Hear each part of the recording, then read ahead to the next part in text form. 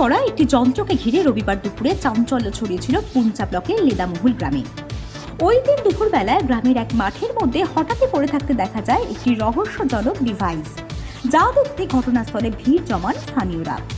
মুহূর্তেই খবর যায় পুঞ্চা থানায়।